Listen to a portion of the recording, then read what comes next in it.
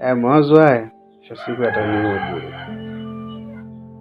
Elimu unaipata kwa shida, napambana huku na huku, basi unamaliza, unatoboa.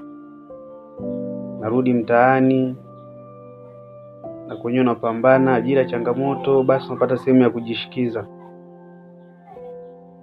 Mawazo yanaanza tena, namna gani unaweza tena ukakizi kipato hakitoshi. Kuna muda ambako nafikiria sijui ni bora uanze kutafuta elimu kwanza ama ni bora uanze kutafuta pesa kwanza. Mtaani nazo story unaambiwa waliofanikiwa wamezingatia kanuni. Kanuni mbona hatupewi mashuleni? Waliofanikiwa umetoa kafara, huwezi fanikiwa bila kafara yoyote.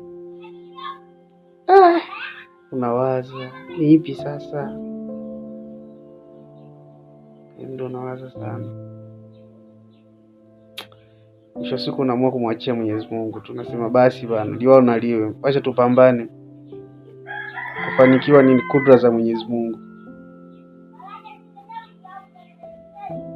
Huwezi ukalazimisha sana. Cha msingi bado tushikilie tu nafasi tulionayo. Kama yapo, kama chakuja kitakuja.